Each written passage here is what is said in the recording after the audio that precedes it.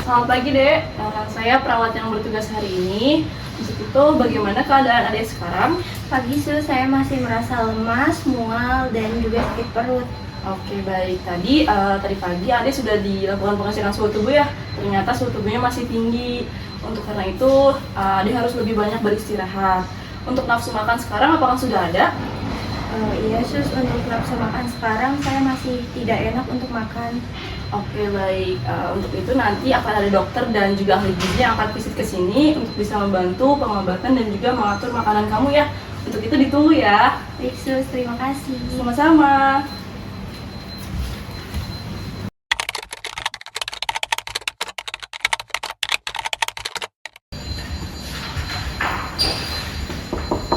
Misi.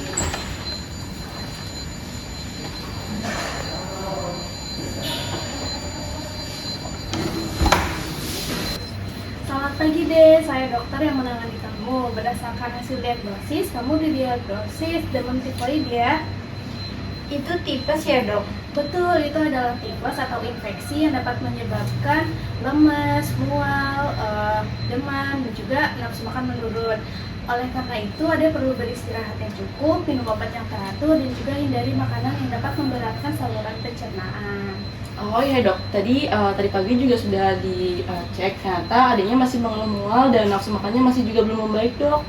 Baik, terima kasih untuk informasinya Sus. Pengobatan akan tetap dilanjutkan dan kondisi pasien perlu dipantau untuk kedepannya. Nah, untuk itu saya juga akan meminta bantuan ahli gizi untuk menyusun diet yang sesuai dengan kondisi pasien.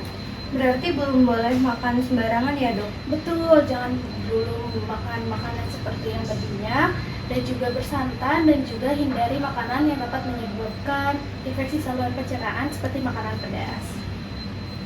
Baik dok.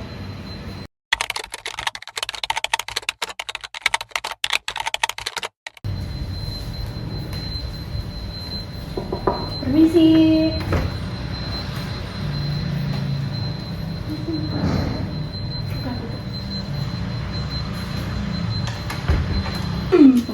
Selamat siang, perkenalkan saya ahli gizi yang akan membantu makanan Anda selama dirawat.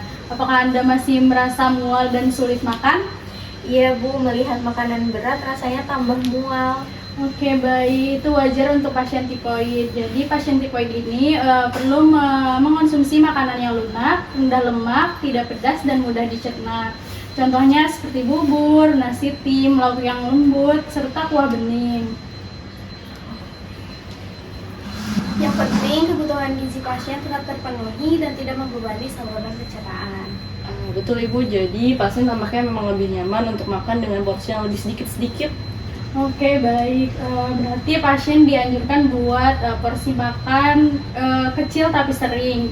Hal tersebut itu tidak apa-apa. Jadi pasien bisa makan secara bertahap saja.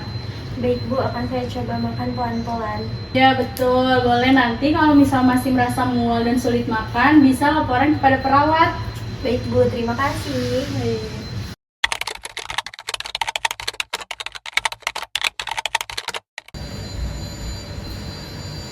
Selamat siang Bu, saya dari bagian dapur. Apakah ada instruksi khusus untuk pasien rawat inap di kamar B5 Melati?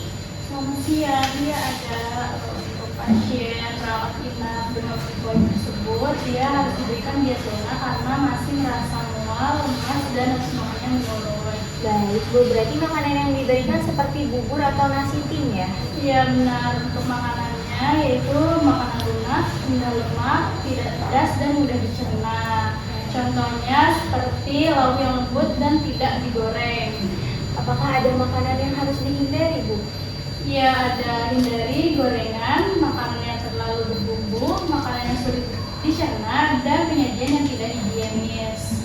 Baik Bu, makanan pasien akan kami siapkan dalam keadaan bersih, hangat, dan sesuai dengan instruksi diet. Benar, mohon juga untuk penyajiannya diberikan tepat waktu agar pasien bisa mencoba sedikit demi sedikit. Siap Bu, instruksi diet akan kami sesuaikan dalam menu pasien. Baik, terima kasih. Nanti diet pasien akan saya evaluasi kembali berdasarkan perkembangan kondisi dan toleransi makannya. Baik Bu, terima kasih. Baik.